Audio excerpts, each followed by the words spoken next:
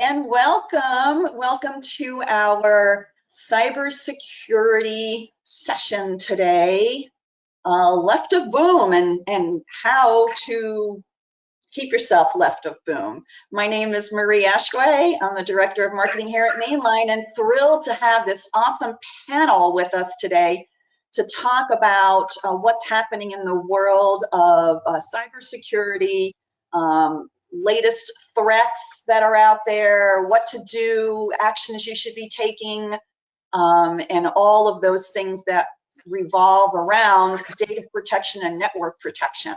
So again, thank you for being here today. We'll get started officially here in another minute or so, but at least wanted to open up and welcome you all and say thank you for arriving early. So happy Halloween. We were just bantering about some Halloween things, and Matt, who we'll introduce formally in a few minutes, but Matt was just sharing a story about a turkey in his neighborhood that was definitely like a trick-or-treat, like scaring people. So Matt, share that story real quick, won't you? Sure. So I live near a big natural preserve, and we get a lot of deer and foxes, coyote, some bear, but there's a wild turkey that has staked claim to a major through roadway in our town. And he has so far chased people off of sidewalks and into oncoming cars, attacked cars. He's been darted with a tranquilizer gun, which had no effect, and he ran around for a week with a dart hanging out of his chest. And he was recently hit by a car and got up and is still out there attacking people. So the town has unofficially named him Turkules, and the town and the state are still trying to figure out just what to do with him. But so that's been quite the Halloween treat for our neighborhood for the past week. Thanks, Matt, for sharing that story. So yeah, that's quite a Halloween activity happening there. And here you thought we were going to be talking about cybersecurity threats, and we're talking about turkey threats instead. But hey, you never know what's going to come your way, right? You never do know. So again, thank you for joining us a few minutes early. We appreciate that. I'm Marie Ashway, Director of Marketing here at Mainline, and happy to host this cybersecurity event today. Really excited to have our panelists with us. So let me just quickly kind of go into some introductory remarks here, and then we'll get started. First of all, you need to know that this is being recorded. We do use these for playback, and we put them up on our replay landing page. So this is being recorded. If you have any objections to being on a recorded session, now would be the time to leave, although we certainly hope you'll stick around for more interesting stories like Turkules and other threats. And secondly, you'll notice that you're muted, so the way to communicate with us is going to be through your chat window. So please use that at any point in time throughout the discussion. Send us your thoughts, ask us your questions, and we'll be monitoring that chat window for that. I wanted you to know that there will be a survey that will pop at the very end of the session today. It's only one question, just to make sure, see where we were, how we did, so we can use that as input for follow-on sessions. And lastly, we're going to be doing a little polling today. So that's going to be your opportunity to tell us a few things about yourselves and to kind of weigh in on some topics of conversation that will help the panel as they start talking about various topics that will be, I'm sure, of a lot of interest today. So let's start with some intros. As I mentioned, I'm here, I'm hosting this today, glad to be here. Sitting next to me here is Chris Brewer. Well, virtually next to me, right, is Chris Brewer. Chris, I'm going to have you introduce yourself, but Chris is with Palo Alto Networks Unit 42 and is the consulting director. So Chris, tell us a little bit about your background. Yeah, no, awesome. Thank you. Great to virtually see everybody, or at least chat with everybody today as we got to go through the webinar. Like was mentioned, my name is Chris Brewer. I'm a consulting director at Palo Alto Unit 42. Very brief, quick, high-level background. I've been in IT about 23 and a half years now. Last 12 and a half years, been focusing on information security, digital forensics, incident response. Also had the opportunity to train a lot of our law enforcement folks, which was a ton of fun. So our Secret Service, FBI, Sheriff's Department, PDs, and then some foreign folks kind of across the world. So yeah, thanks. Thanks, Chris. And so, Chris, before we move on to having Matt and Dave introduce themselves, I'm going to ask you a question. So tell us what your favorite hobby is. That's a good question. I have two children, and I coach their sports. I coach soccer and football and basketball and all of that. I think right now that's kind of my favorite hobby, running out with the kids, getting out there. It's a nice break from being in front of the screen all day long because there's no cell phones, there's no computers out on the soccer field or the football field. So that's probably my my recent hobby that I enjoy a lot. Okay, great, thank you. All right, so let's move on to Matt Conweiser, and Matt is from IBM. Matt is a principal technical sales leader for data, AI, automation, and a bunch of stuff, but I'm gonna let Matt go ahead and tell us a little bit about your background. Hi, good afternoon, everyone. Matt Conweiser, currently with IBM, about 30 years in the business like Chris, and I actually have done a little bit of everything. So I've done cellular communications design, optical networking, data center design and architecture. And for the past 10 years, I've been focused almost exclusively on cybersecurity with a huge emphasis on artificial intelligence, especially in the past 2.5 years now. So a lot of that work is really quite important to everything that's going on today. So I see a huge union between cybersecurity and AI. Super, thanks, Matt. And Matt, we're not going to ask you about your hobby because we can see all of those Lego models in the background. But I am going to ask you, dog or cats? Dogs or cats? So I grew up around cats, and my wife grew up around dogs. So naturally, we got a dog. I am only a dog person for the past roughly 9 years or so. But I'm kind of a convert now, so I'd say probably dog. Okay, all right. So Matt's dogs. All right. So moving on to Dave Santaramo. Dave is one of our own here at Mainline, and Dave is our leader of our cybersecurity practice, including networking. So Dave, why don't you go ahead and tell us a little bit about your background? Sure. I'm Dave Santaramo. I've been Chris and Matt, I've been in this industry for almost 30 years. Worked for various organizations, and like most security people, I've worn different hats over the years. I've been everything from an application developer to a cable puller to system admin, network engineer. You tend to find people in cybersecurity have come from something else. That's what I used to always say. Those are the ones that they have a foundational background in something else. So I've been with Mainline for 4 years and love working with Mainline's customers on solving cybersecurity problems. Okay, Dave, thank you. And so Dave, you set yourself up for this one, but if you were going to dress as a Halloween costume today, what would it be? It had to be a police officer. Come on, you know that. As a cybersecurity person, okay. Law enforcement. Okay. All right. Thank you. And I'd love for the audience, hey, if you all have a favorite costume you would wear, I'd like to hear from you. So chat me up with what your costume of the day would be. I did wear my earrings, my skeleton earrings. I told the guys that, I saved you all from wearing the costume. I did not do that, but I did have to wear my skeleton earrings. So, all right. So now it's time to hear from our audience. So I'm going to launch a poll, and it's really a simple one. Why are you here today? Why are you here? And this, you could pick as many of these that work for you. Could be all of them, could be one of them, could be 3 of them. Why are you here? I'm glad I have a few jokesters with the candy. Thank you. All right, let's see. Many of you are saying that you're just learning as much as you possibly can about cybersecurity.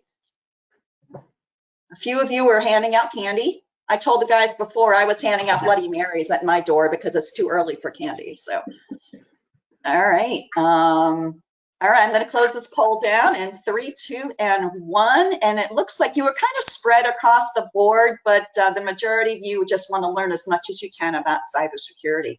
So thank you for sharing that with us. And I am now going to launch one other poll, and this is going to take us into our first topic of the day. So let's see how much you all may or may not know about what are the 3 top methods that threat actors are using to breach an organization. So pick the 3 that you think are the top methods that are being used today. Ooh, let's see. It's fun to watch the results kind of roll in. Many of you are leaning toward phishing. And then you're kind of spread all over the boat. Okay, any last minute voters here before I close this? In 3 and 2 and 1. All right, I'm going to close this, but I'm going to share this so you all can see what each other kind of said. So it looks like the majority of you are saying phishing is one of the top actions. And then we've got at 55%, we've got unpatched software, and then 50-50 split on the email, web download, and the remote access, and ransomware at 41%. So Dave, now that you know what the audience thinks, we're going to let you jump into your first topic. Now, it's almost like a drum roll after I that. know. I mean, so really, you know, of those things, the top 3, just so we can kind of level set here, is unpatched software, remote access, and phishing. So, but if you think about it, those 3 also lead to ransomware. I mean, how many times, I mean, Chris, how many times does ransomware, phishing lead to a ransomware situation? I'm sure that's yeah, it's a pattern you see. So, you know, what I find interesting is it seems like, you know, as we said, all of us have been in this business for 20, 30 years. It seems like the top 3 are always the top 3. It almost seems like as organizations continually, you know, as we improve what we're doing from a cybersecurity standpoint, add more and more technology, we're still falling victim to the same 3 common, you know, what's called methods. Am I, you know, right in that? Yeah, no, for sure. I mean, this has been an ongoing issue as long as computers have been out there. For the last 30, 40 years, this is something that we've seen consistently. Phishing doesn't really go away because it is an easy attack vector for the threat actors to use. It's low risk for them because all they have to do is just send out an email. They don't really have to put hands on your organization. It's pretty easy to automate this as well. And then with AI now, it's really easy to automate even the email that you're going to be sending out. You can have ChatGPT or Bard or Bing or whatever you're using, say, hey, write me an email to this company asking them to click on this link saying that, hey, their credentials are expired or they've got a new payment or a new tax reduction, whatever it happens to be. And a lot of the tricks and things that we taught people over the years, looking for misspellings in email, looking for bad grammar, weird language things, whatever happens to be, when you have automated tools like the AIs or even templates that is doing this, those tricks don't work anymore, really. It goes a lot more in depth and you have to look at the headers, you have to look at the links, and it gets really complicated for an end user to pick those up. Same with the patching, the software vulnerabilities. A lot of organizations are patching within a month now, which is great because it used to be 60 to 90 days for patching.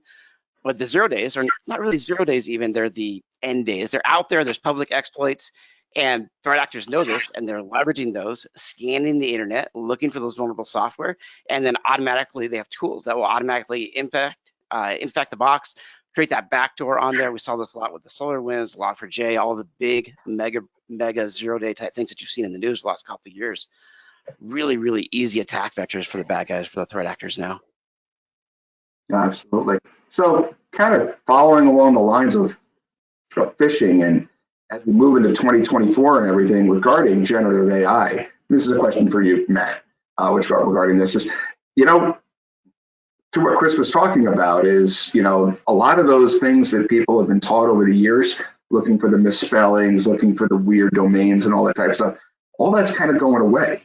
So what can organizations do really to combat the convergence of phishing threat with the evolving technology of AI?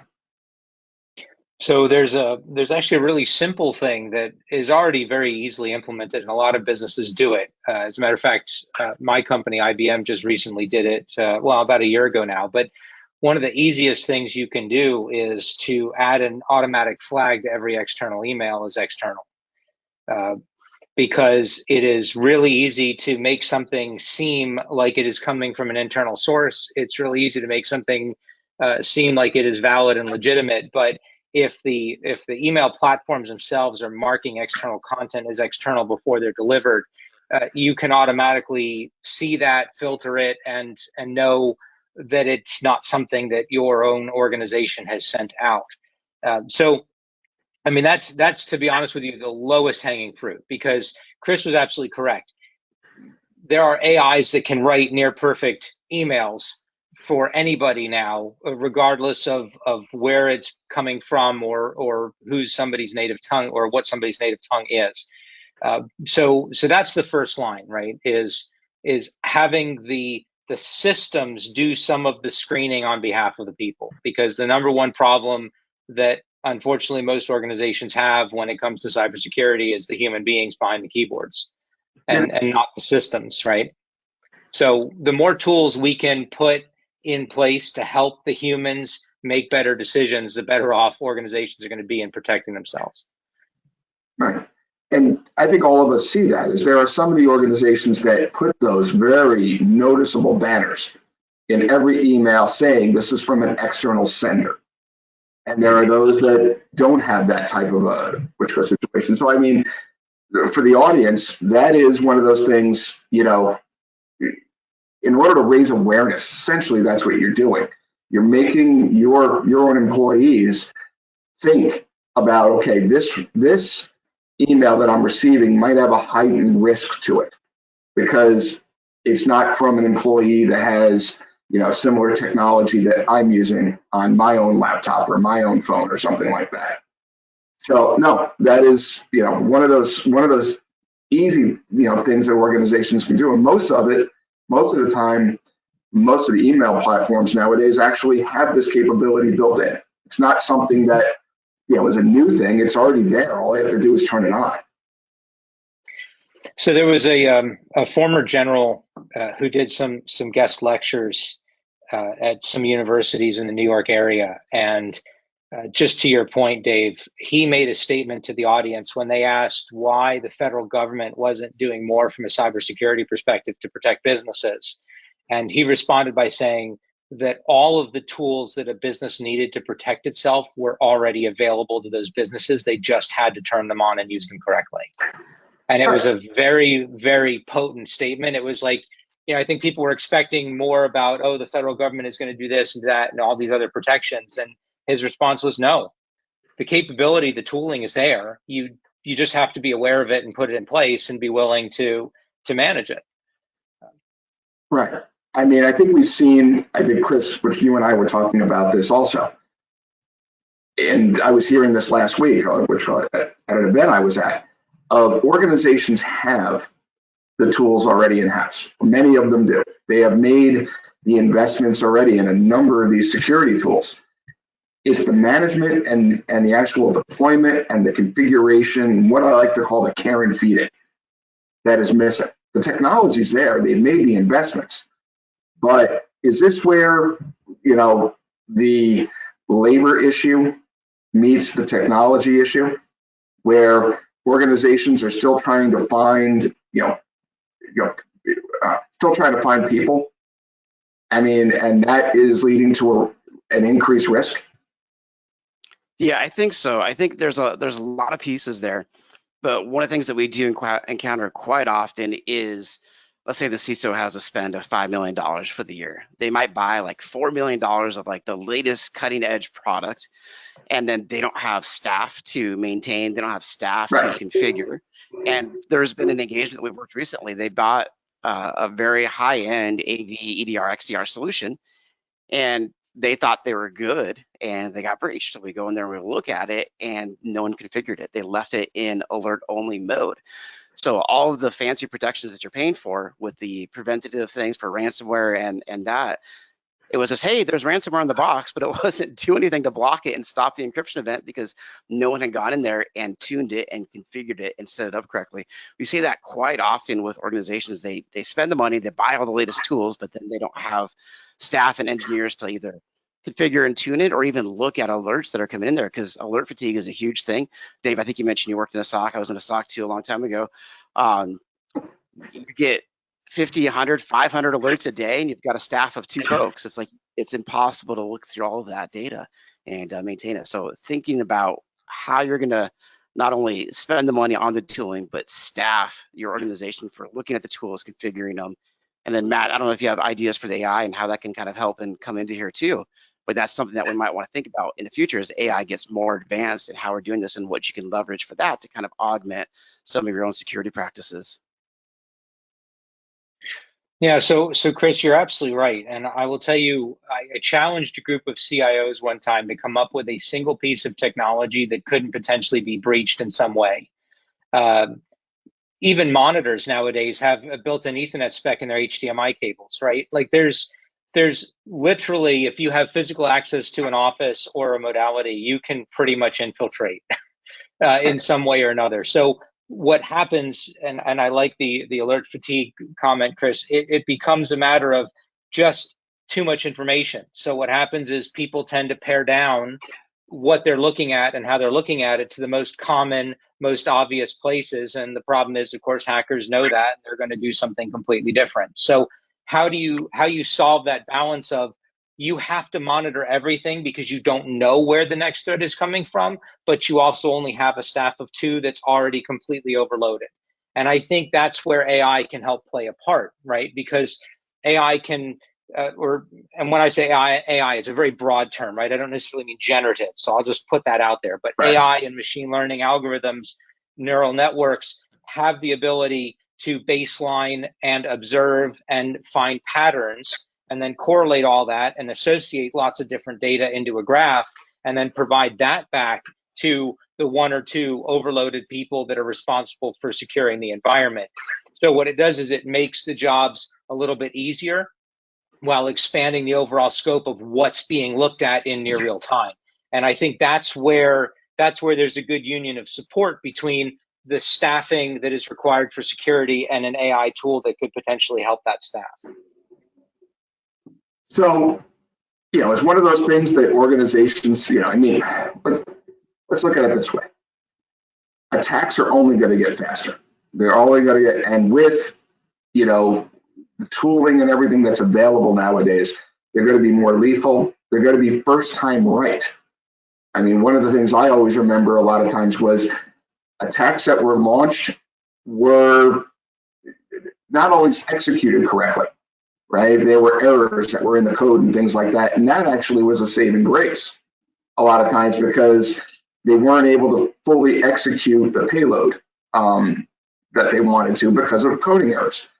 A lot of that I'm seeing is actually going away. So how can organizations who are having staffing challenges, right, use AI to meet the to meet the speed of attack? Can they, is it for log data analysis? Is it looking for like, a lot of people would say, the needle in a stack of needles that you need to find? I mean, I hate to be cliche and everything about it, but find that one thing that you need to know about that's going to harm your organization and allow you to essentially contain the blast radius before something really gets going. So is AI really something that organizations should look at about how to use that? So I would say that most security tools have probably for at least a decade now had some flavor of machine learning incorporated into them, right? So AI is there. I think that the real trick to it, and I think where it can really start to add the most benefit, is to help the folks that are assessing threat and assessing remediation by being able to look at so much information in near real time, right? And it's very similar to what I was just saying as well. It's the tooling and the value of AI is in the ability to observe so much and then find or locate patterns and do so without rules. That's the big deal, right? So in previous iterations of things like log managers or SIM tools, rules needed to be set up. And you created those rules manually. You created them based on known threats or bulletins. And then you hope that those rules were running correctly and that they would alert on finding an offense or finding an incident that was occurring based on a trigger, right?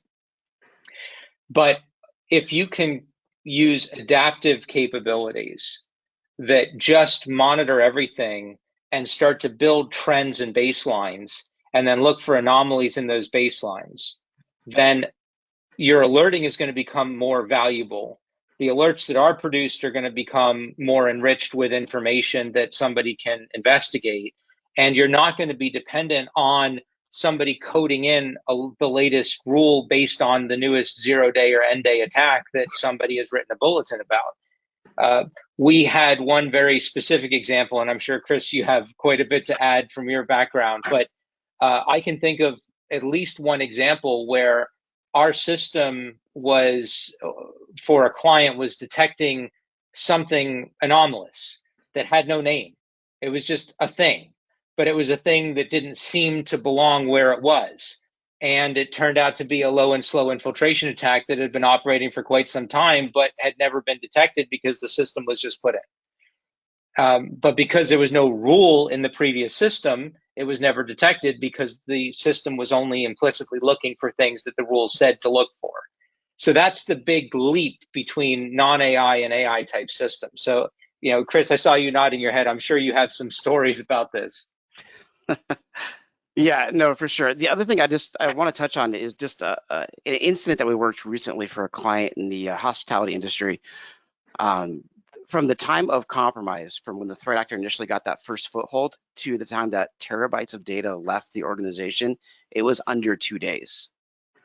So the speed of the attack is incredibly fast now. It has gone from a week plus to just a matter of days, sometimes maybe a matter of hours before that exfiltration occurs, which is usually kind of the worst thing that can happen to an org, especially if you got PII, PHI, the KFC secret recipe, whatever it happens to be, leaving the door. So with those attacks and with what's happening there, a lot of times there's a threat actor now, we call them muddled Libra at Palo Alto Unit 42, you might have heard of them, called Scattered Spider. They're going through, and their way in is their social engineering the help desk. They call up the help desk saying, hey, I got a new phone. Can you add another MFA prompt or MFA authentication to this new phone? Help desk is tired. They're trying to get people off the call. They say, yeah, and they get in like that. So your AI detections, your EDR, your XDRs, your AVs aren't stopping that style of attack. And again, when you're looking at this too, your tooling isn't really necessarily going to alert on this because it's using a legitimate account. The account is doing legitimate actions. So there's no malicious activity per se that's happening in there. So it comes down to training. It comes down to the awareness for your security staff, to your help desk, making sure that you're properly authenticating, properly validating people, and then kind of going back to the first poll that we did with the ways that folks are getting compromised: phishing, social engineering, unpatched software, and then the remote access. If we stop, or if we take care of those first 3 big entry points, that's going to allow our defending team, our security team, our engineers time to detect and respond. Because the whole idea of what we're trying to do is we're trying to put enough nets or enough alarms and bells and whistles to happen, so we have time to say, hey, there's something weird happening here, and then we have time for hands on the keyboard and stopping the event. I mean, you got down to a couple of days now for time to detection, time to stop the threat actor before the terrible stuff happens in the environment. No, I think it's a great conversation so far, and I want to kind of kick it over to Marie and see if there's any questions that are in the queue. Thanks, you guys. Yeah, so far we do have a few questions and kind of thoughts from the audience. Several people are asking about, what can businesses, what can they really do to protect themselves? You've mentioned a few things, a few ideas, I know, early on in the conversation. But concerning now around AI, and then someone else just mentioned specifically, there was an executive order that was just released, I think, yesterday, right, from the White House that talked about AI and the implications and the potential threats and so on and so forth. So, what should businesses be doing? Chris, if you want to take a whack at it. All right, yeah, I'll start first, and then Matt, you can jump in here too with some of your thoughts as well. But again, I really think that we need to still get the security basics down. Multi-factor authentication. If you've got external assets, even your internal assets, MFA, everything that you can possibly MFA, don't use SMS. Use an app, Duo, Microsoft Authenticator, Google Authenticator, Okta, whatever it happens to be. Use one of those app-based. SMS is no good. But MFA everything.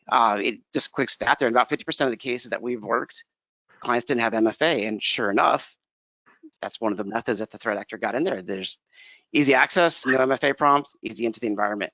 Again, about 44% of the cases that we've worked, client didn't have an EDR or an XDR solution inside the environment. So they're still running standard off-the-shelf AVG antivirus or Microsoft Windows Defender, like what's built into the computer. They didn't take those preventative steps. And then about 30% of the cases, they didn't have a patch management policy or a process in place, especially if you're patching those critical ones with a CVE score of like 9 or higher. They didn't have a process in place. So taking care of those basics, taking care of the security hygiene things that have been around for a very long time.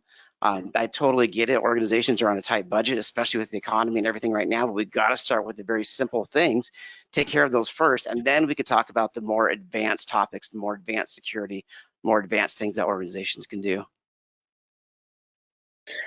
Yeah, so I completely agree with Chris, and a few examples. I dropped my son off at a camp that was about an hour away from my house, so I worked remotely for that week, and I would go into a coffee shop and I would only use a tether to my work phone and get internet connection that way. I would never use the public Wi-Fi, and nobody should ever do that. But when I turned on my laptop Wi-Fi, I saw 4 different people's first and last names, iPhones, because when you put your name in your iPhone and then you enable hotspot, it broadcasts your name.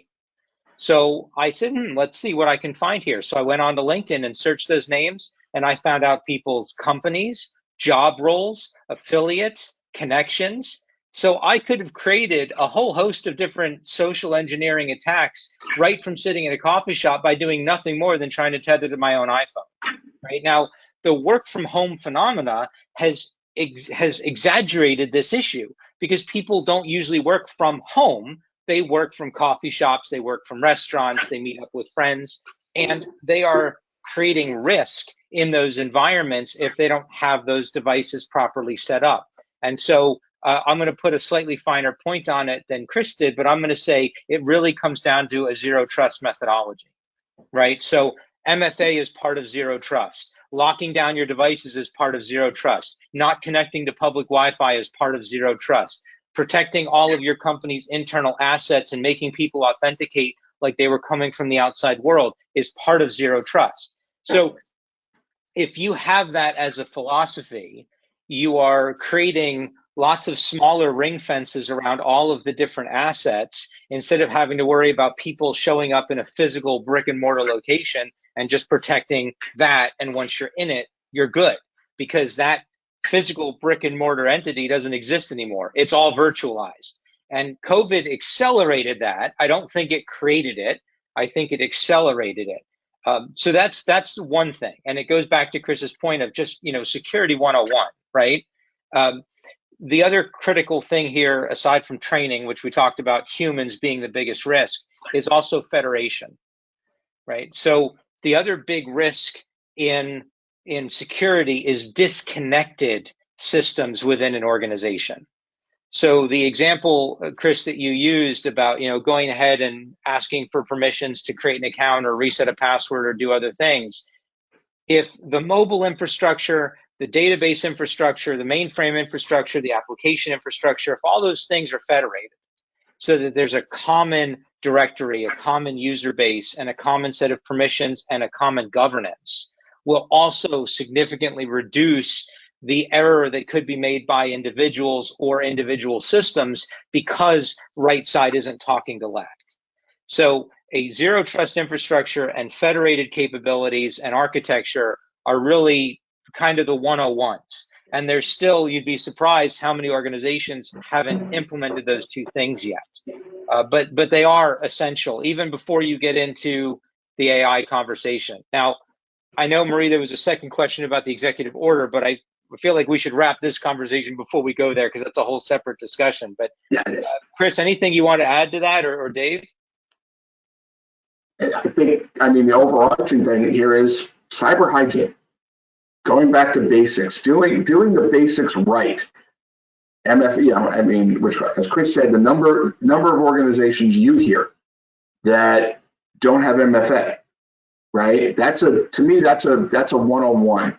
That's you should have that in today's environment, no matter what. But I think if an organization gets better at their basics, make sure that they have MFA, make sure the logging architecture there, the EDR, all those type things are there. Vulnerability management is running well. They'll greatly reduce their risk, and even if there is a breach, they'll be able to know about it and mitigate it before it becomes a problem.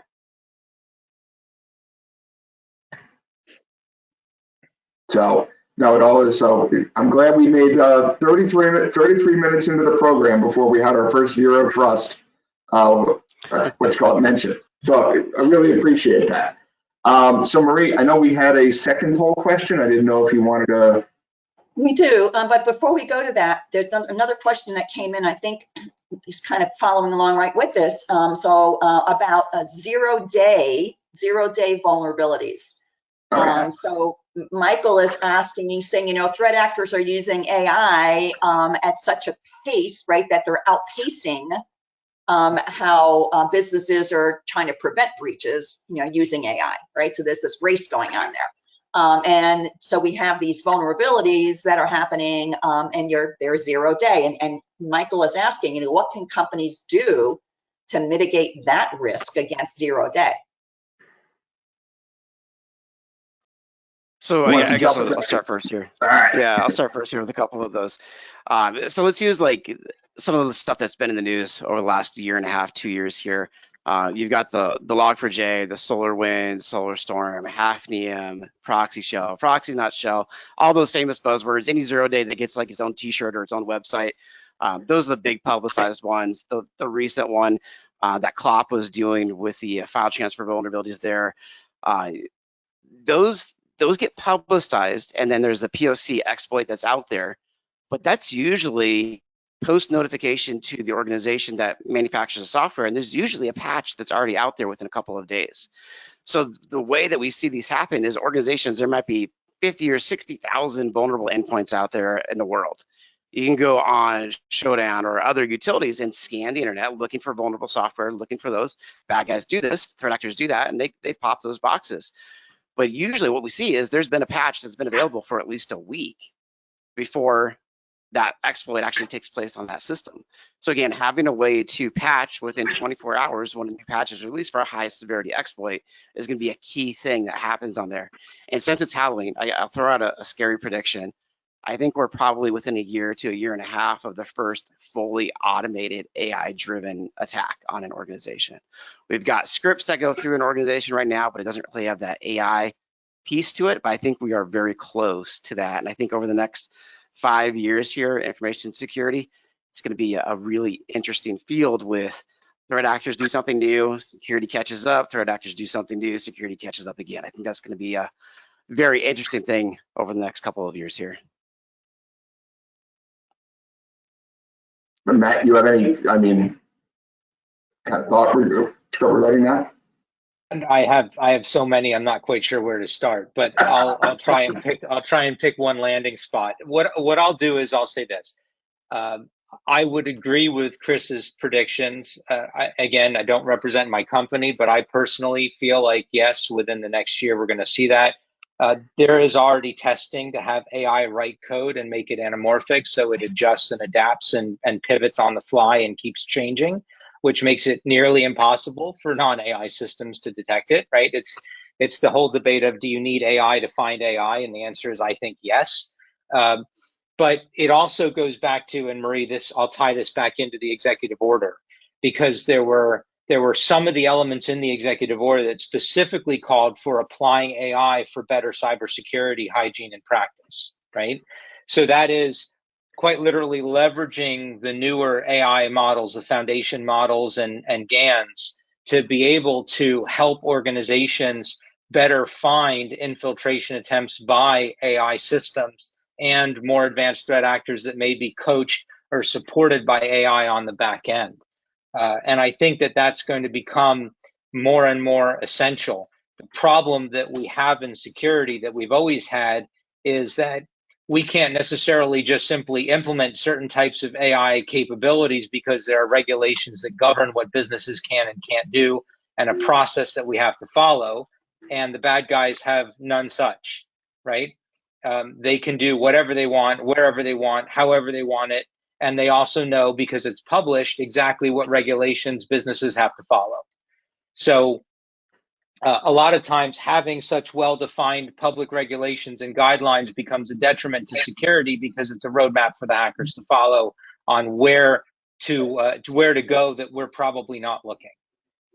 And so again, the more visibility, the better. But I agree with Chris. I think that you're going to see more and more of these more capable systems coming out, and we need to have some fairly intelligent responses ready when they do.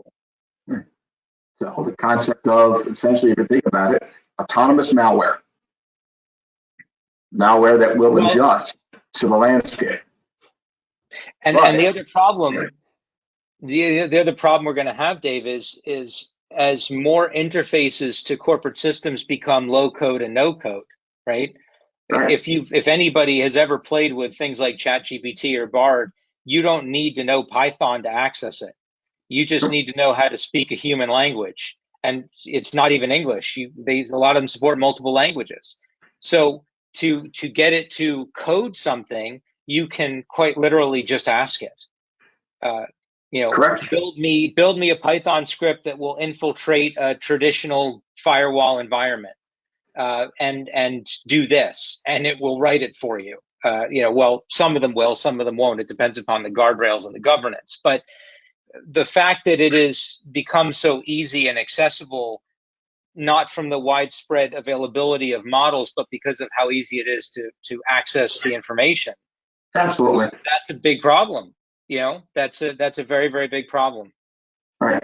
And I think the same tools that people that are in the cybersecurity field as defenders, the same tools the threat actors have. They have access to everything you do, except, as Matt, which you were saying, without some of the controls that are in place. So they can use an exploit or use a certain technology for whatever they want in order to achieve their goals.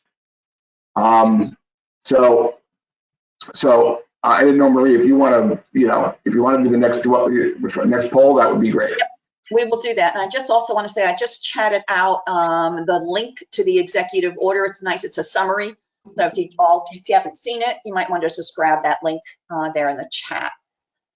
But moving on to a next topic, time for audience participation again. Okay, this is another question for you, and this is you pick one answer. What do you think the average dwell time is, that being defined from the time when an intruder breaks into the network until a cyber attack is launched? What do you think the average dwell time is? Let's see. All over the place. A lot of you think it's 78 days. I'm getting a lot of 15 days. Okay, I'm going to close this down in 3, 2, and 1. So let's share what you all thought. So the majority of you think the average dwell time is 78 days. And from there it goes down 15 days, 8 days, 10 days. So Dave, what say you about that? It is actually 8 days is the average right now. And Chris, you were alluding to it earlier about the speed that you're now seeing, between breach and execution of attack is down to hours at some time, which sometimes the average right now is 8 days. And I think it matters on what the threat actor is doing. You know, if it's something like a ransomware incident, they're going to want to execute that as quickly as possible in order to, you know, gain the funds that they want to gain back, and also to execute the extortion that we're typically seeing with ransomware attacks. If it's a state organization, state-sponsored organization, your time might be longer because they want to gather intelligence. They want to watch patterns that are going on. That's all about gaining information, intellectual property, all those type things. So, but I mean, I think we need to be aware as we go forward here that the dwell time, the time that an organization, you know, initially breaches an organization and then executes whatever they, you know, want to do from a malicious standpoint, is getting shorter. I mean, Chris, you had alluded to that earlier. Is that what you're seeing? You know, yeah, for sure. For sure, especially with the extortion matters, like you mentioned with ransomware. There's multiple reasons for that. These threat actors now, the Conti leaks that came out probably 8.5 years ago, where they had the playbooks of the step-by-step instructions of how to compromise an organization. The threat actors now, they've got these how-to guides, and it makes it really easy for lower skilled technical folks to follow a playbook. So they're using the RAS service model, ransomware as a service. The threat actor develops the ransomware, they develop the back-end administrative panel, and they say, hey, go encrypt everybody. And then they got the playbook for just a kid, essentially, sometimes to follow. And they're doing that. So this time for the dwell time from the initial infection to the extortion to the encryption event is just shortened quite a bit. In 2021, we're seeing about 22 days. So in a matter of 2 years here, it's shortened significantly with what's happening in there. And then when that ransom payment hits, last year, or in 2023, we saw a ransom demand as high as $50 million. So threat actors are getting huge paydays out of this. And anywhere that there's money to be made, that's where the criminals are going to go. So the dwell time, if you can get, let's say, a $500,000 payment every 8 days from a different victim organization, they're incentivized for speed because they want to get more money, more money, and more money. So I think this is going to continue to increase for the dwell time, continue to increase for how quickly these threat actors are going to be there. So, I mean, Matt, that being said, you know, I mean, what are some of the, you know, I mean, is this all about early detection? Is this all about event correlation? Is this all about, finding these events before they become a problem? Is that, kind of where you can do AI and machine learning in order to do that? Yeah, So I think so. I think so. Go ahead. No, go ahead. I'll throw in my comments after yours. Okay. Yeah, sorry. I think a lot of that too comes with having the protection in place, the EDR, XDR solutions, having your firewalls pre-configured to block access to the data filtration sites. A lot of times we're seeing the threat actors use Arclone or Mega or FileShare, one of those file sharing services, preemptively block those. So you're slowing down the attack, or you're making it harder for them to steal data out of the environment. So those really easy preventative measures that you can take is going to slow this down, giving you time to respond. And then Matt, you might have chimed in there too for some other ideas and thoughts.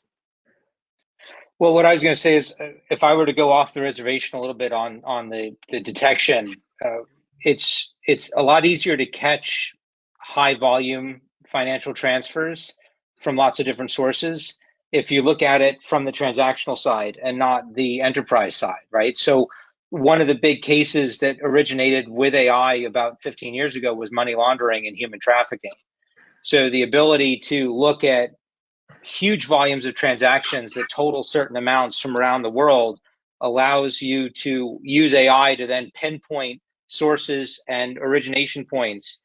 So when you have all these different smash and grabs going on, you can chase down each one individually, or you can try and find the source of them on the back end.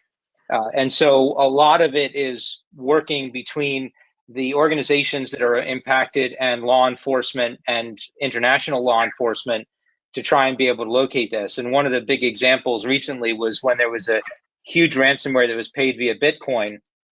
And we know, Hyperledger is both immutable but also largely anonymous. but tracking the money that flowed in and out of those exchanges was allowing us to find the actual perpetrators and then shut them down at the source. So that's another great example of using AI, not directly in the enterprise for security, but helping law enforcement officials find the perpetrators behind these multitudes of, 8-day or less smash and grab attacks that are going on. The only thing I would add as well, though, is the dwell time is getting shorter for that type of attack, but it doesn't negate the fact that there are still actors out there that are looking for long-term infiltration to try and siphon critical infrastructure and intellectual property. So I just want to make sure there's a distinction that there are those two separate tracks. But for malware, ransomware, and smash and grab, absolutely, people don't need to be there for very long anymore. They can get in, get out, and get what they need and take their money and run. Right. So, I mean, to what Chris was talking about, he mentioned sort of cyber hygiene. So, if an organization is doing if a threat actor is doing which ransomware as a service, right, and they're essentially renting, which with that environment, if you have things like the basics in place, which are the vulnerability management, piece, the MFA piece, all the things we've talked about here. If you work on those and really focus on them as you go into 24, you're going to reduce your risk organizationally, because these individuals that are executing ransomware attacks want to get in, get their money, and get back out. They're not going to waste time trying to figure out a way into your organization. If things don't work, they're going to move on to the next one. So think along those lines is, if old rule of thumb that I always remember was, during, any sort of external attack, DDoS attacks, all those type things, you can survive 30 minutes and keep going, right? They'll move on. They'll move on to the next one, because their ultimate goal, especially in the ransomware space, is to make money. Yeah. So the way I think about it is a lot of the attacks have become industrialized, right? So you have people that go to an office every day with a call list, and they sit down and go down, line by line down the call list and break into organizations. And if they get a hit, they get a hit. And if not, they move on to the next one.